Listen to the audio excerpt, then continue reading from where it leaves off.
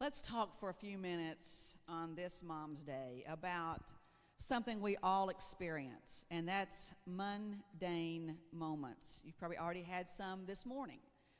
Those moments, we all have moments, and I want to talk about moments that matter. Most of our moments are mundane in life. What is mundane? It's just ordinary, routine, unexciting, familiar moments. You had those today. You probably have a routine. You do what you do. But I want to submit to you that in our mundane moments, on those nothing special kind of days, miracles happen. In those simple, mundane moments, in those simple, beautiful moments, they can be world-changing, mundane moments. The moments that when a mom stops what she's doing and plays with her kids, she's teaching them kindness. When a dad stops what he's doing and makes sure that family knows that you are priority. You know, the kind of moment that it's just a stranger offering to help somebody out. Just a person opening the door for you as you enter the store. Just a smile and a nod to an elderly person. Maybe a miracle could be born with just a thank you for protecting and serving our community to a local police officer. Just a quick text to a friend, just to remind them you care. Just a simple prayer for someone who's having a rough day. Maybe it would be just an I love your hair to the teenager who's rocking the blue hair. Now, when you say I love your hair, they don't have to know that you're saying I love your hair the way you used to have it. Just a firm handshake and a respectful thank you to the scruffy bearded man wearing a Vietnam vet baseball cap. Just a phone call to check on your parents, or just a phone call to check on your grandparents. Just a quiet snuggle with a family dog who may not make it till Christmas this year. Just a kiss on the forehead of your sleeping children before you go to bed. Just a welcome home hug for your spouse at the end of the day. See, all of these moments strung together help us to create the tapestry called life. Meaningful life moments that build trust and confidence. Some of my favorite moments with my dad were spent on Saturdays with him when I was in high school, and he was a very busy pastor of a large church. He was a very attentive pastor, but he blocked off Saturdays for family. And unless you were dying or already dead, if you were already dead, he wouldn't come. If you were dying, he might give you part of that Saturday. But pretty much his church family knew that Saturdays belonged to he and his family. I loved washing cars with him, cutting grass, bathing the dogs. I could own a lawn landscape business for what my dad taught me. And I just enjoyed those moments hanging out with him. I learned life skills. I learned confidence. I learned leadership points. I learned that I had an amazing dad who raised the bar in my life. He taught me what kind of man. He modeled for me the kind of man I wanted to marry. I have great organizational skills. I did not get them from my dad. I got those from Mom. I got the ability to see a project through from Mom. I learned how to be a strong woman from Mom, how to champion a cause. If Olita Atkinson is on your side, you have nothing to fear. If she is against you, you have something to fear. But in those mundane moments of life, watching my parents do life, and as she said, we were church kids. We spent our life with church people. And often, church leaders, their families sacrifice a lot of time. But I want to talk about the mundane moments Don't mistake, because all of us are busy. We all have busy careers. We have busy to-do lists in life. So I want to talk about for just a minute about some mundane moments, because I believe they produce miracles in our lives. The first lesson we can learn from a mundane moment is it teaches us to be present. We have day-to-day moments that shape us, that shape our relationships, that shape our kids. Whether we like it or not, the kids in our lives watch who we are and what we do. They learn more from that than what we say we're going to do. Our lives can be transformed into something better starting this moment. This moment. See, yesterday's gone. All we have is right now. We're not promised tomorrow. The second lesson, mundane moments teach us that it's about finding the beauty in the simple things. We are so guilty of waiting. If you're a driven personality, my husband and I both have those type A drive personalities, and you know, we got this goal, let's go to the next goal, let's do the next thing. You know, we teach you as your pastors, you know, set your goals, lay out your life plan. Where were you last year, this time spiritually? Where you want to be next year spiritually? And all of that is great. But in some of that, we lose, because we're always looking for the next thing, the next big thing. But we have to learn that right now matters. This moment now matters. We may not ever reach another goal on that piece of paper. Life takes different turns. We need to make it our goal now that you live with no regrets. Living a life with no regrets means you find the beauty in simple things. Lesson number 3, mundane moments are not always glamorous. They're typically not fun. They're not exciting, nor are they easy. Most days it's completely the opposite. But mundane moments transform us if we learn to show up in that moment. We have to learn to live intentionally. This is one of the most important lessons we could ever learn in life. Whatever we focus on grows. We all have a past. We all have past scars, past hurts. And if we focus on those ghosts and those things from the past that hurt us, then all it does is to grow in our minds. And some things we need to cast out and stop letting it live rent-free in our heads. I'm not diminishing anybody's pain. I'm not diminishing abuse. But it is what it is. It is what has happened in the past.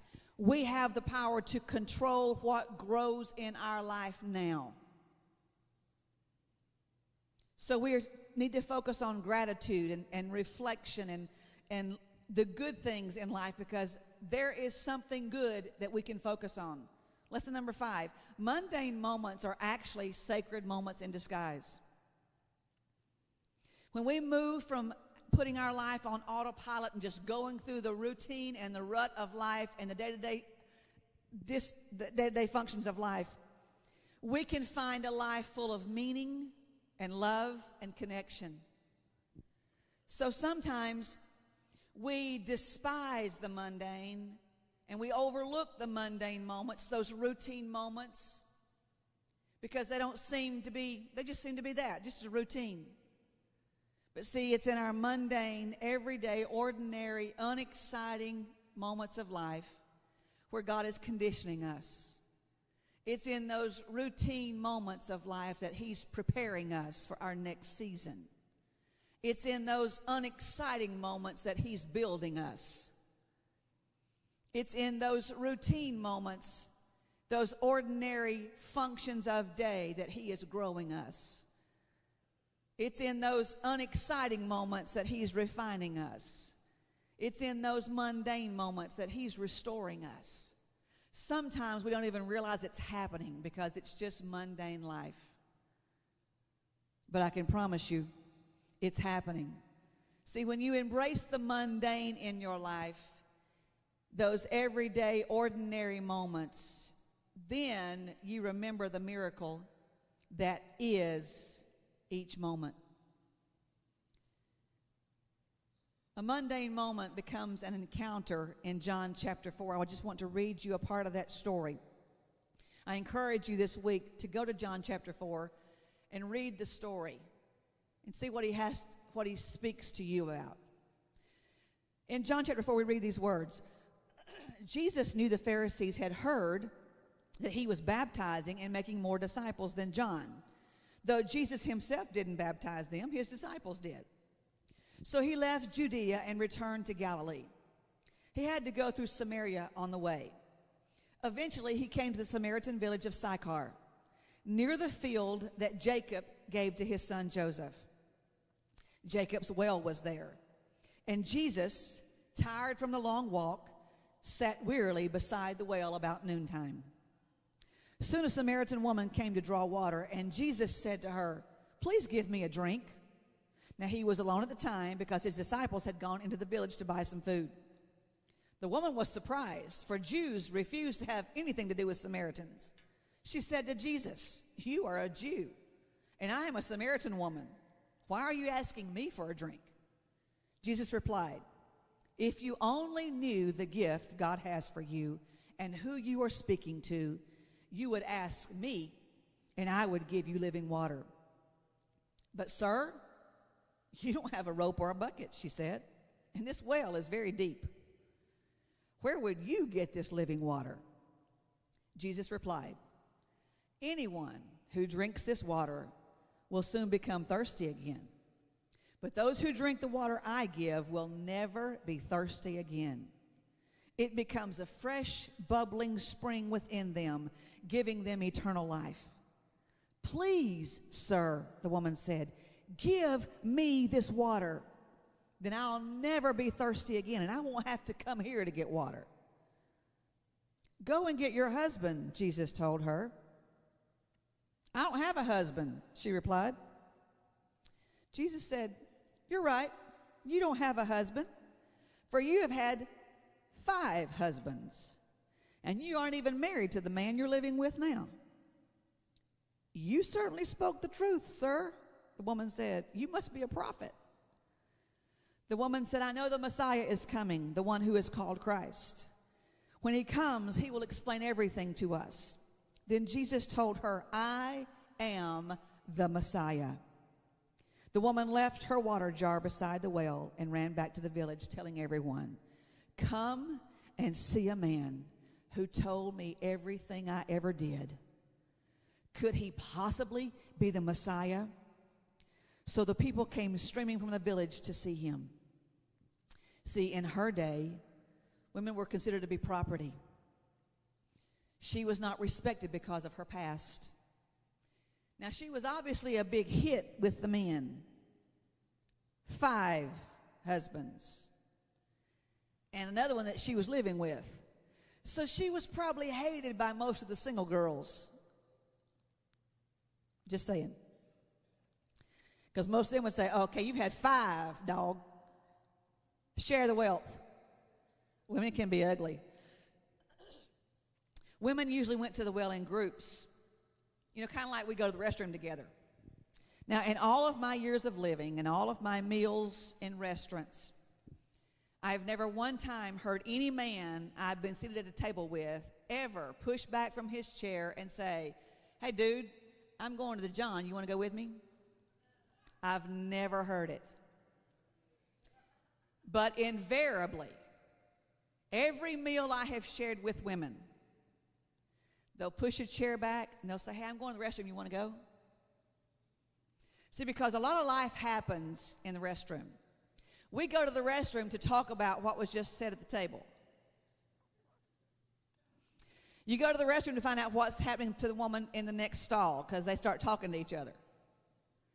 Restrooms get crazy.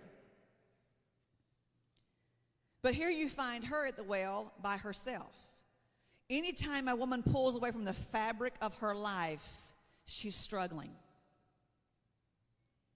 Her past was full of pain. She was thirsty for love, acceptance, and respect.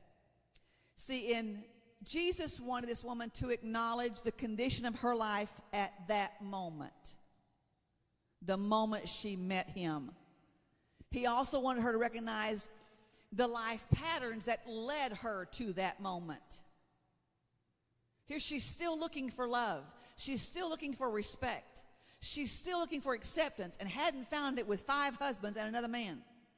6 men could not give her what she was looking for. She was still thirsty.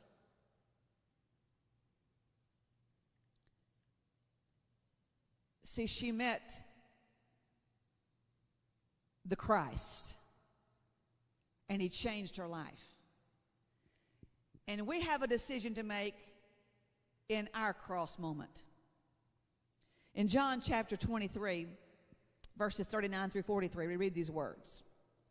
As we know that Christ was crucified and there were 2 thieves, one on each side, a criminal on each side was crucified with him.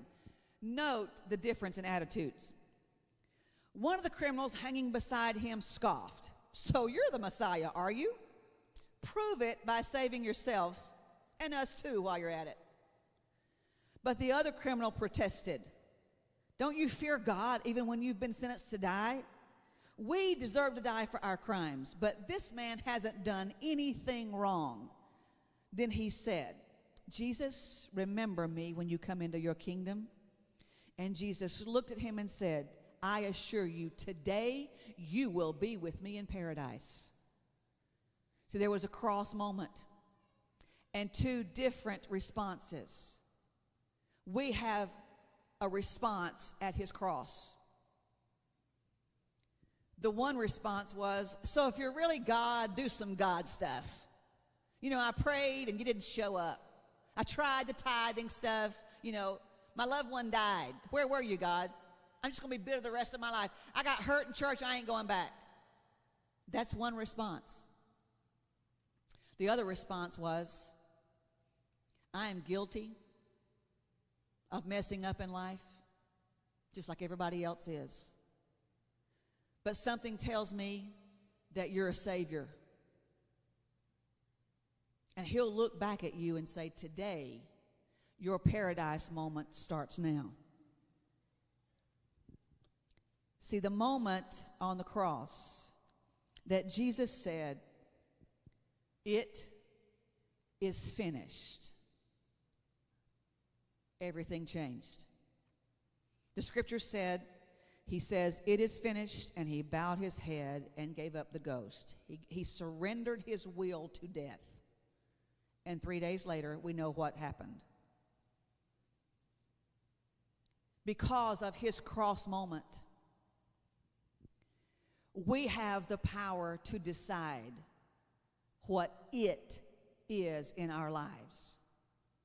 And when you can decide what it is, that thing that keeps you awake, that thing that still causes you to be afraid, that thing that still causes you to have self-doubt, that thing that tries to negate the relationships you have now, that it that's been taking up space in your head and in your heart and doesn't deserve to be there. See, when you decide to forgive that it, doesn't mean you re-embrace that person. If there's complete reconciliation, it looks very different. That's both sides saying, I want to be reconciled to a relationship with you. And I am so sorry for what I did, the pain I caused you. But oftentimes, forgiveness is one-sided. Forgiveness is not saying what they did to you was okay.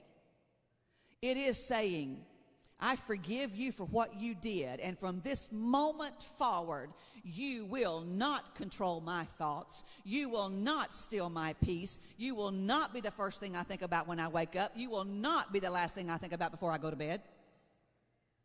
So you have to define what your it is.